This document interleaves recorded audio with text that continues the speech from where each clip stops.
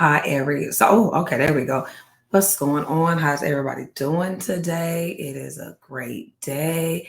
Welcome to the another podcast show of the I Am Shatoria podcast, where I'm your host, Shatoria Christian, and I pray you guys are well.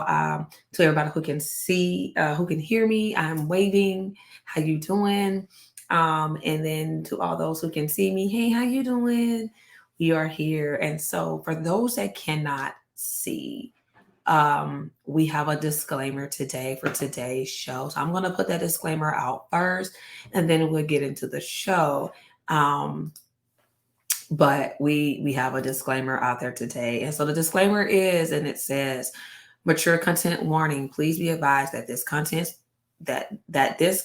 adult content. This includes conversation and information of sexual and graphic content and violence. Listeners' discretion is advised. I'm gonna say it again. Listener discretion is advised. So I need everybody to definitely hear me. And we're gonna keep that scrolling for this whole particular show.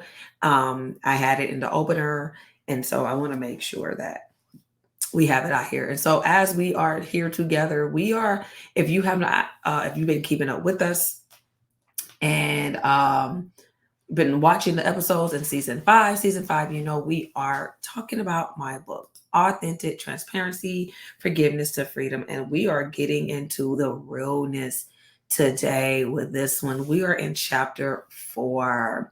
And if you know, you know, okay, chapter 4. 7, that is the chapter. So as I've been saying over the last couple of weeks, you definitely want to make sure that you are getting get your tissue and everything, especially for this episode, because I will be doing this one alone, as we are talking about some things. So definitely make sure you are prepared for this conversation, as I am preparing myself for this conversation. And I knew as I was getting into this book that this conversation would be the conversation of all conversations. And so if you do not have this book, make sure you know to get your copy.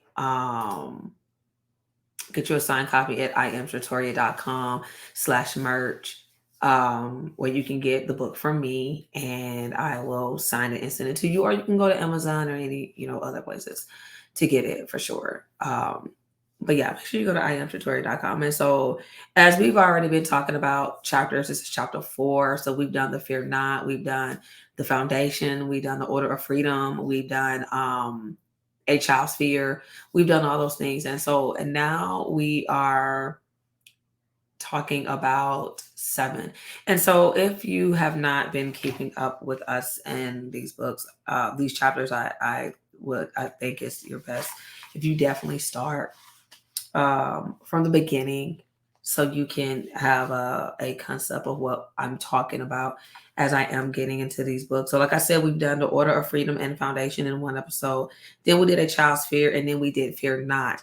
Now we are into 7. So here's the thing. This is what God be doing some things. The Spirit be really be playing, y'all, for real. Because the Order of Freedom is the chapter or the space where I am talking about what we're about to dive into, what it's about. It's the introduction of my book. And I am talking about what we are getting into, what we're about to go for. And it's funny because the chapters did not come until later.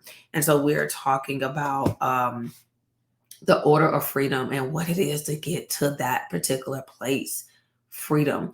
And one of the biggest things is the vulnerability I have had to have in order to get to that place. Just like right now, speaking to you about this, letting you know, hey, we're about to get into this, and the mature content warning. I cannot say that enough because of the content of the things that we're going to say.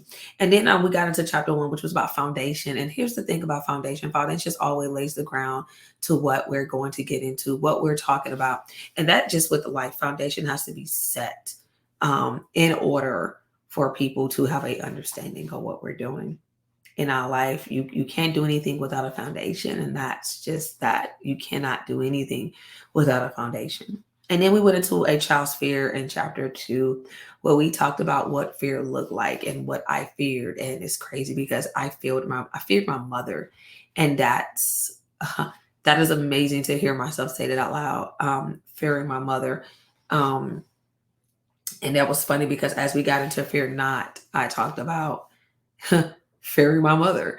But that's crazy. But yeah, that's real life right here. And so now we're into 7 where my fears, even though now as an adult, God is showing me revelations of these stories, but my fears um really did some things in this status. And so um yeah, we're going to talk about that. And so, as we talk about that, again, make sure, like I said, if this is one of the longest chapters in my book.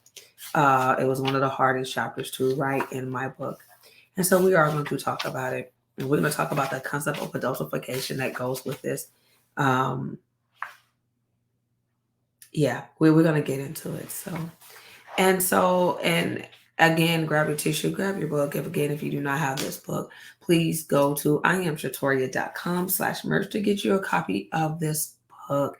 And again, we are talking about chapter 4, which is called 7. And I say mature content warning. Please be advised that this content contains adult content. This includes conversations and information of sexual and graphic content and violence. Listener discretion is advised. And as I sit here, I'm getting my life together, y'all, as we are talking about this subject. And so here's the thing about it. One of the things that I realized that I am as a mother, I'm very clear about my daughter staying a child. I'm very clear about, I'm not overly protected of her because I trust my God, but I also trust the people in my space. And that's what a difference comes in, that is trusting the people in your space. And so one of the things I had to learn was that my healing as an adult could not take place in my child. My healing could not take place in her because I don't need to add on the fear to her that was added on to me. So the healing that I needed in my life could not involve her in that aspect because I then take the pain and I put it onto her, and that is not what we are ordained to do. And so I am so glad that God started to work on me in my healing before she came into the picture, despite the fact she was already a desire of my heart. So with her being a desire of my heart, I had to get some things in line in order to have the desires of my heart. And the Bible speaks about having a desire, take delight in the Lord. He gave you the desires of your heart. And so I really had to understand that, yes, she was a desire of my heart. However, me being unhealed was not going to bring her here. And that was part of the healing that I had to do with my mother, this particular incident that turned into a year incident. And one of the things is it's been quiet long enough. I've been quiet about it. I haven't spoken about it. Crazy part, never told my husband about it. I never spoke of it. I kept it and I held on to it. I didn't tell my grandmother. I didn't tell anyone. I held it. I consumed it. And if you read my book, then you know in the next chapter, which is another episode, it spilled over into that lane of my life, it well into adulthood. So this chapter did a lot of damage to me in my life to where it also allowed me to heal in ways that I did not know was possible.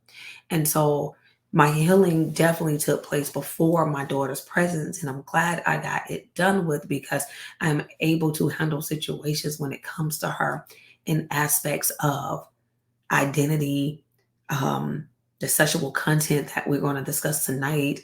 So I am very blessed that this healing consumed before she was here, because I don't think I can tell you now, I've watched people consume their kids' life with what has happened because they have not yet healed from that. And people will tell you, oh, you can't heal from that. You can't tell people to let it go. No one is saying to let it go. However, when you hold on to it, you are now bringing it into a space where those who don't even have it as a issue, you bring it to them as a issue. And that is one of the things I did not want to do for my daughter, is bring this situation into an issue. So one of the things that I will say is I've always been very cautious after her about the friendships that I had and the people and the things and those type of things. Me and my husband's been very intentional about certain things with her. Um, who she's around, who's talking to her, who anything. And we've trusted God with the decisions that we have made. And so I'm very blessed for that. So one of the things about this chapter is that we get real in it about the adultification of it being a molestee. Um, but however, I tell people all the time, here's the biggest thing: I'm a survivor. I'm a survivor to the fullest of the doubt. And I'm very, very grateful for that, being a survivor. And being a survivor, it requires a lot of healing and a lot of forgiveness. And I'm telling you now, because it requires so much, you can't get to the freedom you need and desire until you completely heal and truly allow yourself to be in that space of vulnerability. A lot of us are where we're at because we won't talk about it. Family secrets are enough. And so this being a family secret, I'm calling it what it is. I don't care which family member getting their feelings about it. Call it what it is.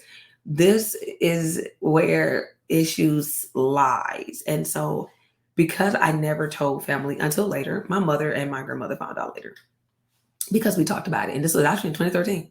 I talked about it with my mother first, hence where our healing started to happen when I had a conversation. Because again, at this time, I hadn't had a conversation with her. And so one of the things about it is I questioned, did she know?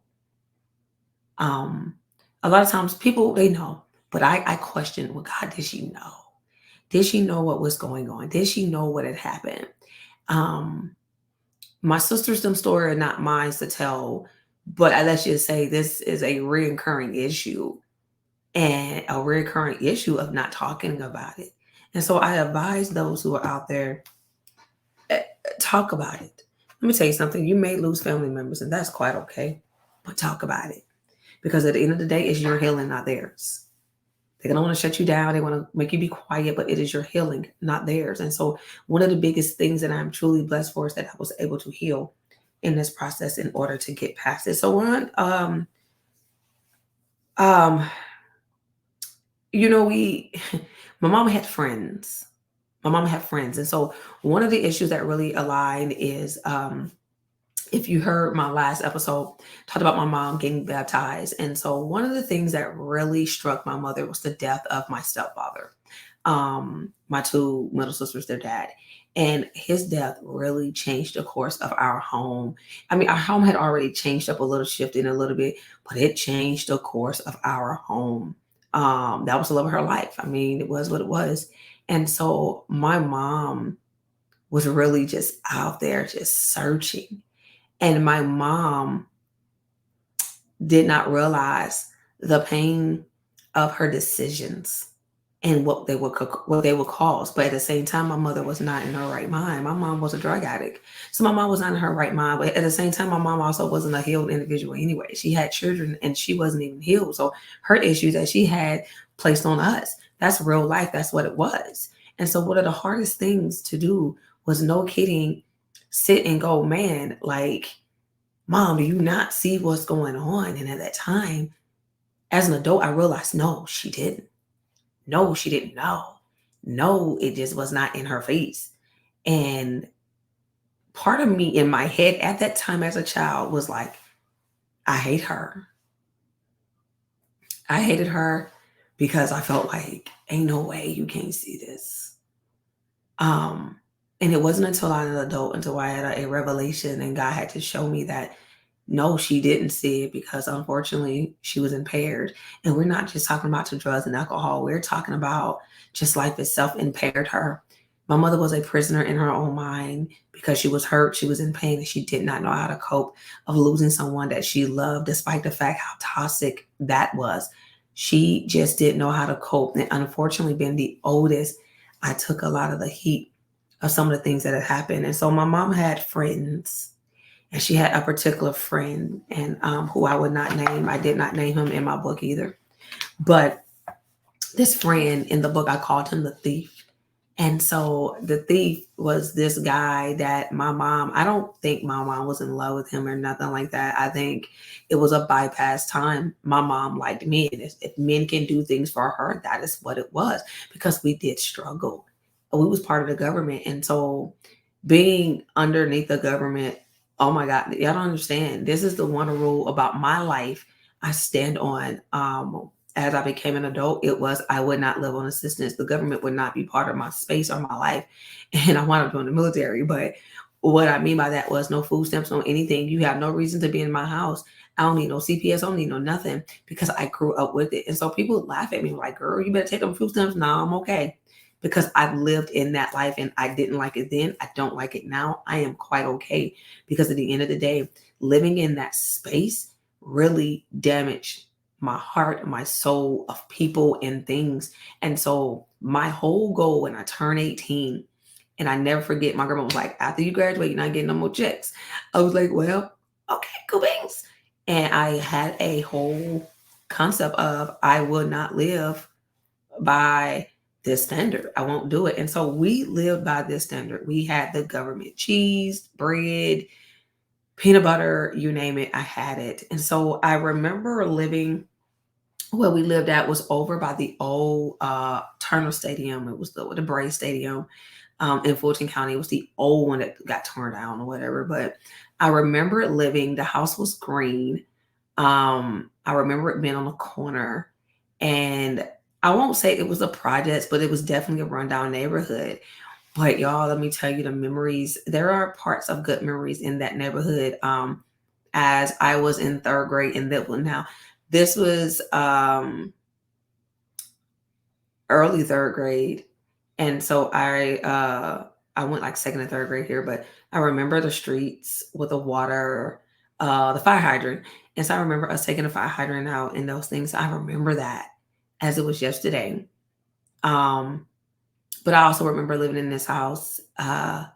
This house had the kitchen in the back of the house. And so where the front was, you had the living room, you had the bedrooms, and then you had the bathroom. The hallway was pretty long. So you had a pretty long hallway that went all the way to the back, and the kitchen was in the back. And so I remember this so clearly. And you guys have to forgive me as I am. Again, I am okay, but it still brings emotions because, first of all, I praise God how far I've come, and the healing that I've gotten from it. So I remember us at one point having to sleep on a mattress in front of the stove in this house because we didn't have any electricity. I remember the doors being burglar bar. I remember my mom finding out that my stepdad was killed. We was in this house when that happened. Remember this, it was yesterday. And we were living in this home and it was just dark. And to this day, I see this house as being dark.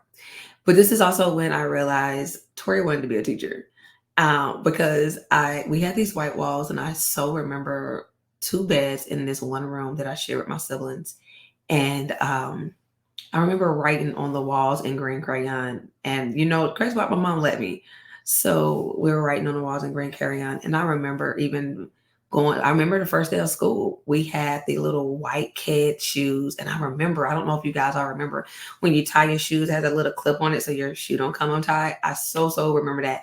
I had a Snoopy one. Wow. I remember that. I had a Snoopy one for that. And so I remember, getting ready for school. And so my mom had this friend, y'all, and he was a big dude. And I'm going to read what I wrote, but it says he was a man that was kind of fat with a very round shaped head. With his round head, he was slightly bald with his ugly mustache. It was thick, dark, messy looking, and covered up the top of his lip. He smelled like a summer sweat. And though it was he thought he was the coolest man that would enter the room. He had the weirdest walk, as if he was walking side to side, just like a child taking their first steps. Beside the bad look, he had a bad looking truck. It was a brown truck that made the worst noise, sounded like it was coughing every time he drove it. I hated to be around him, and the word hate I don't use lightly. I was annoyed by him and very uncomfortable. Even his hello never set well with me. So let me tell you something. I've come to learn in my life that God has blessed me with the spirit of discernment even as a child. However, I didn't have the voice to be able to translate this thing here. And so everything about him I despise. Very uncomfortable with him. And there was not too many people I was uncomfortable with.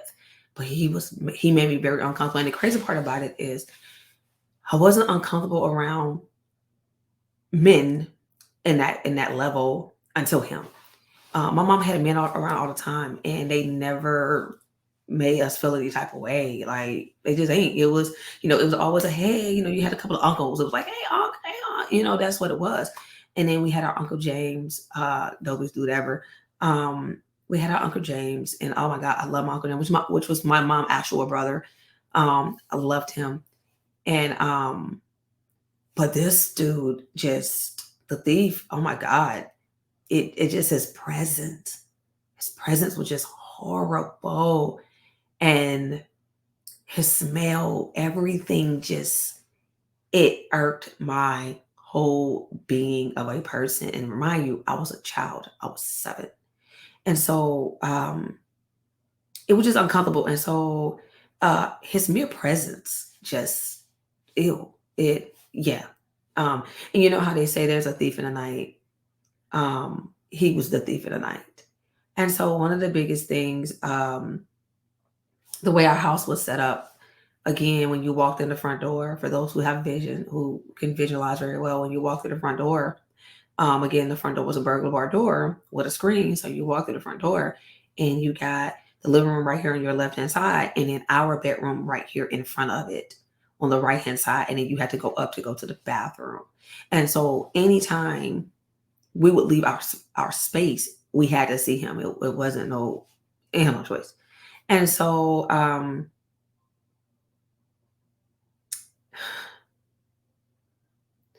this dude was literally one of the most greediest dude I ever met. I watch him now as an adult. I can tell he was very greedy in what he could get. And so this time my mother stayed very intoxicated. Again, my mom had a lot of pain going on at that time.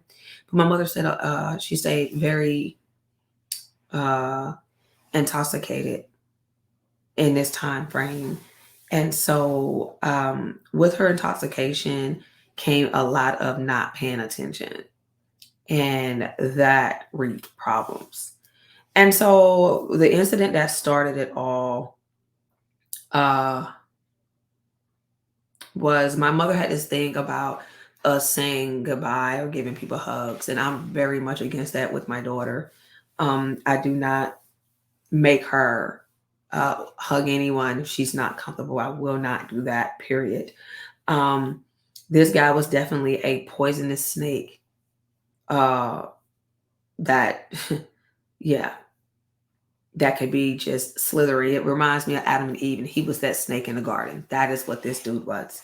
And so, as I said in here, he had my mother fooled because she could ask for anything and he would gladly make a deal, but shortly found out that she didn't know her deal was with the devil.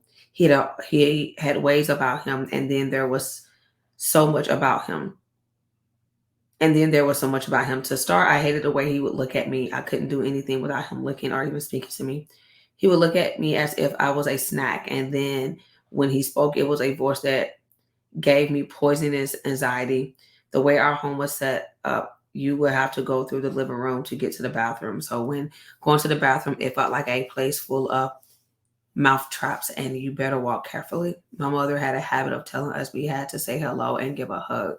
It didn't matter how uncomfortable it was. We had no choice. And so the night that a lot of this happened, uh, I remember going to the bathroom and there was the thief. My mother had indicated that it was time for us to go to bed, put your pajamas on, and it was the yes, ma'am. And I'm walking quickly, and my mom was like, "Whoa, whoa, mm-mm." And so after changing and getting into my own space, my mother was like, give a hug, and I said, we had to give a hug. And again, this man.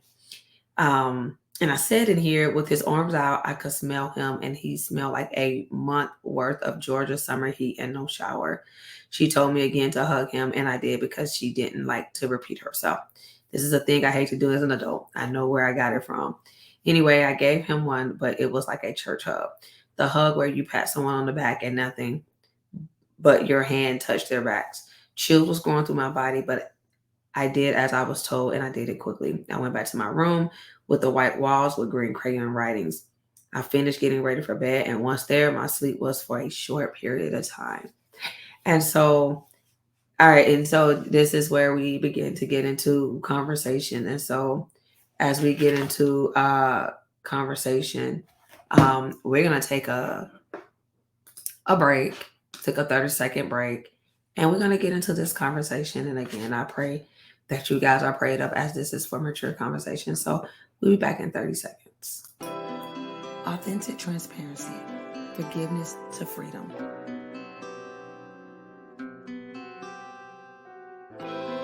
Come and read a story about my faith. Learn all about my forgiveness and forgiving of others, how I embrace the freedom that I currently have. You can get Authentic Transparency, Forgiveness to Freedom at Amazon and IamShatoria.com. All right, so we are back. If you're just not joining us, I am your girl, Shatoria Christian, the owner host of I Am Shatoria brand, and we are today speaking about my most difficult chapter in the Bible, in the book, Authentic Transparency, Forgiveness to Freedom, as we are talking about chapter 4, as we call 7 in the book, Forgiveness, Authentic Transparency, Forgiveness to Freedom. So as you see, it is there on the screen. So if you do not have it, you can definitely get it at IamShatoria.com /merch, where you can get a signed copy from me. And so again, if you are just not joining us, we will also have a disclaimer at the bottom that is strolling that states mature content warning. Please be advised that this contains adult content. This includes conversation and information of sexual and graphic content and violence. Listener discretion is advised. So, and so what we left off is I'm explaining this fat guy that that my mother had as a friend, who unfortunately is the reason why I am, in a better position in my life right now, though. I'm not going to pretend, And so I am telling this story because it needs to be told. We get into family secrets and we don't want to talk about things. So this guy, as the name I have for him, is the thief. I will not reveal his name, as it is what it is at this point. Yeah. So the where I left off at is that, and this is how things seems to happen. And so my mother was the individual to tell you to hug somebody, love on them, and this whole time, and it was just I just did not feel comfortable. And so do understand I'm going to be reading pieces of my book as I'm going through it, and do understand I am quite okay. There's still some emotional moments. The crazy part about this book is I read this book. This is the one chapter I still skip. This chapter is in very much detail. So if you read it, this chapter is very much in detail. So for me to even be speaking on it today, and again, I'm good. It's just, type of situations. So, I'm okay.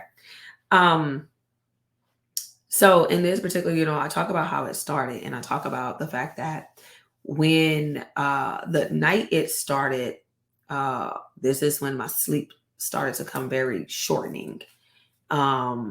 I remember laying in the bed, and I don't know if it's because I'm the oldest, what it was, or is it still him and my mom made? I don't know. What I do know is I'm glad it was me and not my siblings. And that's just being honest. And so I remember this tap on my shoulder waking me up out of sleep. And with him waking me up out of my sleep, y'all, it was a lot. And so I really thought it was my siblings needing to go to the restroom. One of my sisters needed to go to the restroom because the way the house was set up and it was dark. And it wasn't one of my sisters, it was him. And so again, with him waking me up in the middle of the night, it's just a reminder of the thief comes in the middle of the night.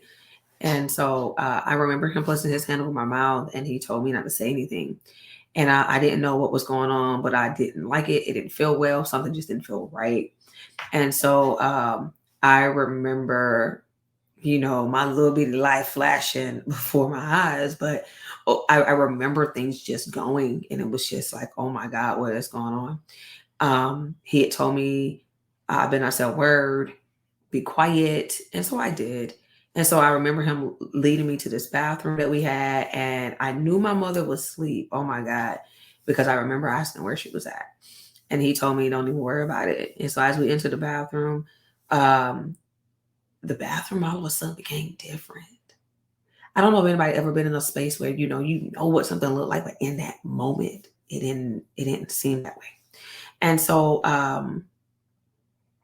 I remember I just felt so claustrophobic at that time. Everything was just close. I couldn't move. I couldn't breathe. And with him, it was just uncomfortable. It's my personal space. I just everything. And I remember him closing the door and locking it behind us. And I remember crying because I did not know what was about to happen. And I promise you, hearing him closing the door and locking it, my flesh became increasingly hot. Um, Shaking, upset, don't know what are we doing, hold on. Um, my thought process is he gonna kill me? What was it? What it is? What is this doing? I don't know. And so it made him upset that I cried. Um, it made him upset that tears flowed. Um, he literally jacked me up and told me to be quiet in that moment. And the way he spoke was almost how my mother would say it. And remind you when and I said in the chapter foundation, my mom was like, "You better be quiet." I had it in my head, like, we don't cry, we don't do anything. But at that moment, I couldn't help but crying. And you stop crying for a moment, and for some reason, I just remember the tears were still flowing. Let me hold it together. I don't know what he was gonna do. Um, I say here in the book that the size of his hand reminded me of the Hulk. And like I promise you, it was a lot. And so standing in front of the sink in the mirror and I saw my face with his hand. I had a tiny face, so his hands seemed like they could just cover my entire face. It was something I wish I could not have seen. I closed my eyes thinking this could help, but it scared me because I didn't know what was next. Um, I remember, and I won't say it. Mm. And so I remember his eyes, or his eye. You know how you could just look at someone's eyes and just see certain things. And at this time in my life, I didn't realize how much discernment God was blessing me with, but I just saw a lot of evilness in this man at that time. And I remember him telling me how beautiful I was and how beautiful I was like my mom.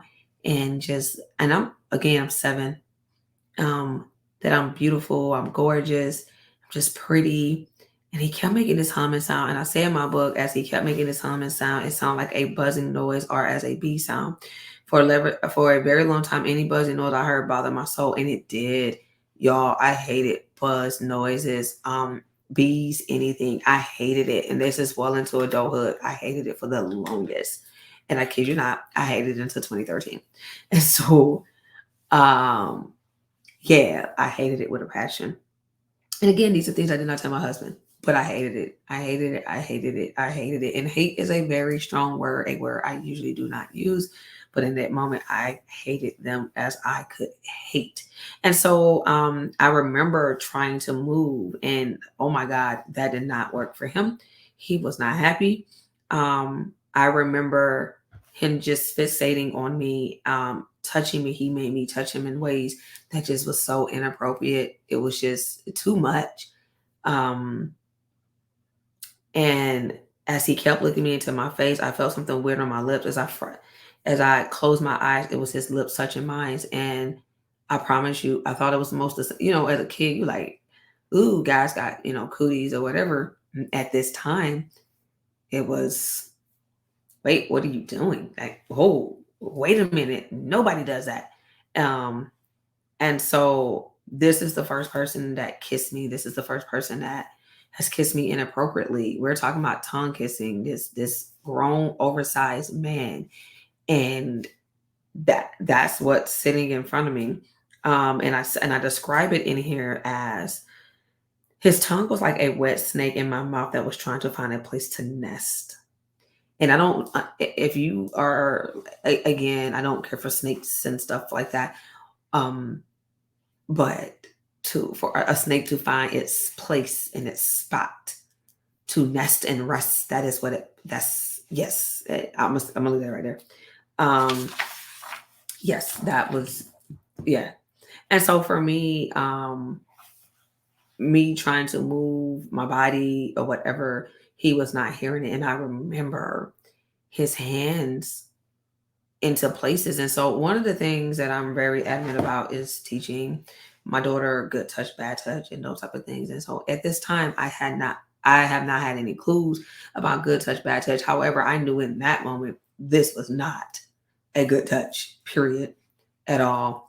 This man's hands was in my underwear, touching my private parts. And it completely horrified me. It completely drained me. It was like, wait, what are we doing?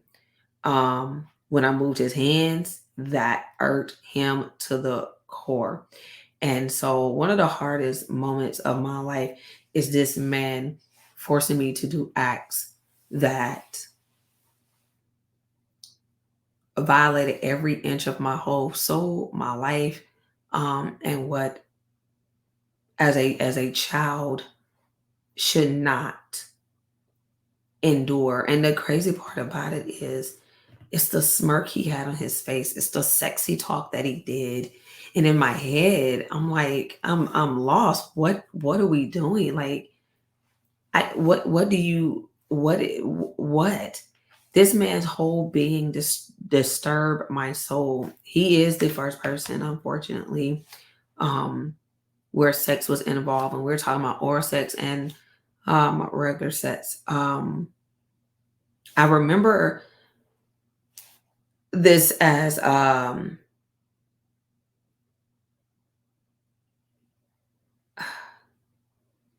remember it as a torture session. And so as he talked to me, I did not realize some of the things he had said. He was like treated like a popsicle, and he patted me on my head. Like that stuff to this day annoys the crap out of me. Um, and as I wrote in the book, it says he said to treat it like a popsicle, and he patted me on my head. As I did, I was told. What I remember was gagging and not doing much, but he warned me to not bite him. I promise you, y'all. Look at here. Probably would have been what I done, but I was afraid to die in this moment. And that's being honestly real. I was afraid of death in this moment. I was afraid of my mother in this moment because again, I don't know if she knows. Um, and as I said in the book, the thought came across my mind, but I didn't know how this would have ended. He had his hand on my head and I was pulling my hair and yelling at me and telling me what I needed to do. At one point, I told him no, and I tried to move my face away. That didn't go over well, as he reminded me that there was nothing I could do, as if I said anything to my mother, she wouldn't believe me anyway. The sad part about this was I actually believed him. He kept saying how she loves him and that she would believe anything he said. She won't believe a lying daughter. He forced me to keep going, and what I know was this was the most sickening feeling ever. His whole being disturbed me. I don't know how much longer before I became numb and had no more tears to shed. After he was done forcing me to give him oral sex, he became upset because I didn't know what I was doing. Go figure. He had me get up, and I thought I was good and this is over, but that wasn't the end, as he was not done and had other plans. Um,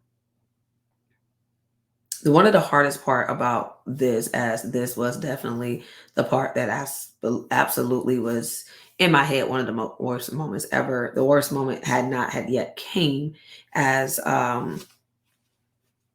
I remember him touching me as if I was a grown woman, and I'm not. I'm a child. I really, this is what we're doing. And so I wasn't developed at all. Um he act like I was. He act like I was developed. He act like I had body parts for days. I don't know. I remember him taking off my clothes. I was about 50 to 60 pounds at this point, maybe not even that. I was 7. I was very small. And so um yeah, I didn't carry much weight. However, I again in this moment I felt like he's gonna kill me. He's gonna kill me. If I say no, if I scream, if I yell. And in this moment, I won't lie, again, I believe that my mother would not believe me. And so I remember him doing the things that he did to me. He took my clothes off and he put himself inside of me. And I remember blacking out. It hurt. I remember um just out of it. Um as I said in the book, and I'm trying to find the most appropriate ways to say it. So, as I allow my eyes to trace the circles of the floor as he entered me, this is the moment my soul left me. My eyes popped open and I let out a scream. I begged him to stop and I told him it hurt. I tried to move by crawling away and it seemed I made things worse. My head was almost at the doorknob and he snatched me so hard back to the floor. He held my head harder to the floor and I felt like he had many hands because I felt like he was pressing on all of my body as I lay flat on the floor. I could hear him moaning and he wasn't listening to me. He got rough with me and I can tell he was angry because each thrust got worse. With every thrust that he gave, it seemed like I was dying. He was enjoying himself and breathing hard. I could hear his moans and the words that he spoke, saying things like, I'm your daddy and you like this. When I asked again for him to stop, he would chant things like, I know it feels good and just relax. He put more pressure on my body. I can feel his sweat as it was dripping on me like running water. I felt nasty and still wanted to throw up. And out of nowhere, I did. My face laid in my vomit as I had nothing else to give, no one to save me. And after all the tears had dried up, I then gave up. He wasn't done as he decided to move from my vagina to my rear end. As he rearranged my position, he placed his hands over my mouth. And when he entered, I screamed, and it was his hands, so no one could hear me. I remember kicking and screaming as this pain was tearing me apart. I screamed for him to stop and I begged. I can tell he released himself as he took a deep breath and got up. He was done. He got up. He cleaned himself up. Um, I remember this man, or I won't even say that, but I remember this person violating me in such a way to where I remember him cleaning himself up and he cleaned himself up. He made me clean myself up, made me go to bed. And let me tell you, walking to my room was like the Green Mile. I got back in my bed that I shared with one of my sisters and I cried a silent cry. This night haunted me and I don't remember getting my sleep that night because I fear he would come back. I know when I got up the next day, he wasn't there. My mother was in a good mood and I was limping. She asked me what was wrong and all I could hear was him telling me that if I said anything, she wouldn't believe me. So I told her, I don't know. She didn't seem concerned or worried. It was like I was hoping she would ask something that would lead to the question, but that never came. This night became the first night, but it wasn't the last. This event went on for about a year and some change, and more than what I can count. I wish there was someone who could save me, but I was scared to say anything as I didn't know what troubles would come from it. After this frightful night, my days became long and my fear grew like a tree. Uh, the thief planted fear, hate, lack of trust, pain, and a loss of self all in the first night. There was no heart, soul, or spirit to fight back. I accept the fact that this would go on and I didn't disobey him anymore after that. This became a routine as I remember going to my room and getting into bed. I knew if he was there when I went to bed that he would come and see me in that night. His shadow wasn't small and couldn't be missed. I couldn't pretend I was sleeping or anything. This was our routine. Getting used to something that wasn't normal was confusing. I couldn't cry anymore. I had no more tears. I couldn't yell or scream. I had no voice, but I had more fear. The type of fear that left me crippled and trusting anyone. My bleeding became less and less, and being numb became my drug. Every time every way he could have his way, I would look at the popcorn ceiling or that ugly floor with circles. That night was the uh, altar of my life. He fractured my soul at 7, but planted so much discard lived in me and my spirit. He didn't care, and he had no heart either. He stole that part of my childhood that destroyed me growing into a woman. In my mind, life wasn't easy already, and now this. The hardest part of my life is knowing that he was my first for everything, but not my first love. This is part of me as an adult that haunt me for years, because when people talk about their first, I can't. My first isn't something was I was proud of, but became accustomed to. At 7, you don't know life. What you know is playing with dolls and being with friends. At 7, I knew fear, being scared, not being wanted, numb, and worthless. Over time with him, my heart became numb to love. Every night, he never changed what he would say. He would always say I was pretty. And you know what's so funny, y'all? After a while, the thief had disappeared, but he had never left my spirit. And so one of the things that I talk about is that this man was the first for a lot. For years, I lied about when I lost my virginity. I would say 9. It was actually 7. Um, and as an adult, I fought this spirit for the longest time ever.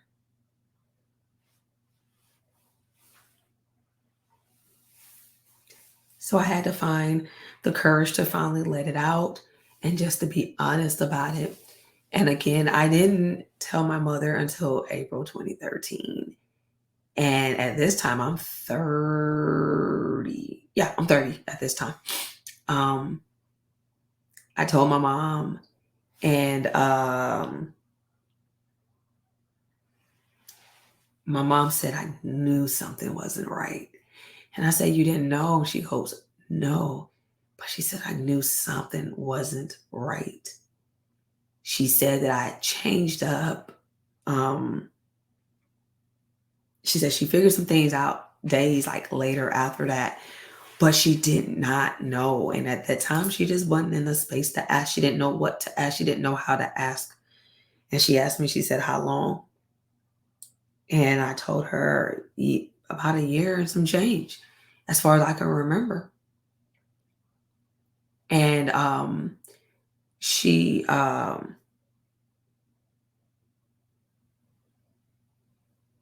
have no hate for this person. Um, to my understanding, this person is deceased. I'm not quite sure. Um, but one of the things that I am proud of is that I'm able to I was able to tell my mother, I was able to tell my grandmother. Uh, and my grandmother has said it made sense, because I remember when I was living with my grandmother, my dad came back in the picture. And I remember I was 13 and he wanted me to come like every other weekend. And I just was not comfortable with that at all. I didn't want to. I didn't want to at all. And my grandmother said she remembered my grandfather saying, "Something ain't right. She doesn't want to go. We're not going to make her go." And my grandparents did not make me go at all when it came down to that. I was like, "I don't want to." Um, and my grandma was like, "Well, I don't want to. I don't want to spend the week. I don't know him. I don't want to." And my grandfather recognized something wasn't right. He just didn't know. And the crazy part, I never got a chance to tell him, because he passed in 2003. So I didn't say anything until 10 years later. But the fact that I can say now that, okay, granted, you knew someone right. Um, but I am blessed to be able to tell my mother, and for my mother to apologize to me and say, "I'm sorry. I wasn't there for you. I'm sorry I did not protect you. I'm sorry that I didn't see you. And I'm sorry we allowed this to happen." And for me, that was a lot, because at 7, nobody spoke up for me, nobody protected me. this went on to literally, no kidding, almost when I went to go live with my aunt, which we'll get into chapter 5. I said yes. We'll get into that. And literally, it was like, so like I said, I was 7 at this time. By the time I lived with my aunt, I was 9. And I dealt with a thief for a year and some change, probably longer. Um, I became an adult, and I mean, I became numb to all of it. And so the Bible, and I put it in here, and I wrote, and I thought I put it up here. Did I did. So it says here, weeping may endure for a night, but joy comes in the morning. Psalms 30, chapter 30, verse 5. And so weeping definitely was at night. But my joy, I have so much joy now, but I also have a lot of peace. I have a lot of healing that was happening. I will say this, and I wrote it in a book. Um, I had a lot of years of very bad sleeping. Crazy part, to this day, I sleep with TV on. A lot of that came from my deployment. And so let me be honest, and let me put this out here, because people is gonna say, because now that I'm out of the military, I'm gonna say what I gotta say, and then everybody be all right. So even after this situation, um, even after giving myself away for years, coming into the military, we have a lot of women who are, and men, men and women, where there are definitely unspoken situations. And so I'm speaking about mine. My military part is not in the book. But now that I'm out, like I said, I was raped 3 times, one round deployment. Um, so being on deployment and being raped, um, my first year in the military, uh, finding someone in your room and being raped by this individual twice. Nothing been done with him. People really not listening, because that's just who he was. He was a ladies' man. And then again, from a friend, who I went on a date with his friend, and that turned to be very just disaster within itself. And then again, going on deployment, I became numb again. Because at this point, I'm not giving myself away. It's just, um, I remember it like it was yesterday. And so I finally had to just cut some things off. And so, um, for years, I have slept with TV and stuff on because I don't like shadows. Um, and it took me years just to just be okay. And so I'm gonna give the flowers to my husband, because my husband makes me feel, I mean, outside of Christ. So let me make sure that's understandable. But my husband makes me feel safe and okay. Um, I'm not afraid. Um, I'm good. I'm really okay. So I'm so thankful for that peace, that I now have. So, yes, for years, because I'm on deployment, I came back. I sleep with TV on. Lights, to this day, I still do. I sleep with TV on. And I ask God every day for just that sleep. Um, I will say, I even, you know, the military is like, hey, you have PTSD, because I kid you not, if I'm out by myself, this may sound crazy, but I'll walk across the street if there's too many men. If I need to go get gas, my husband is not letting me get gas at night, period. He like, nah, wait till the morning, I'll go get it right now. No. And the crazy part is it's still there, that mode. And so as this man literally um imprinted himself, I am thankful for the healing that I have. All right. I'm thankful for the healing. And I pray that as you guys read this is one of the hardest chapters, like I said before, but I pray that you all get the healing that you need as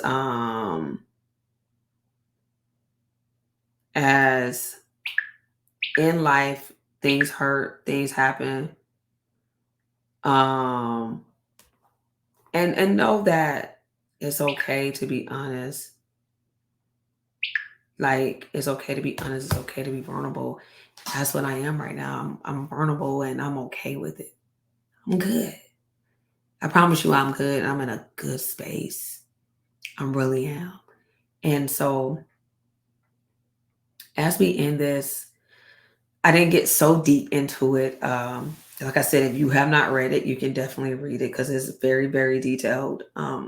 But I also did this today, because people's voices are not heard and they need to be heard. So I am letting my voice be heard.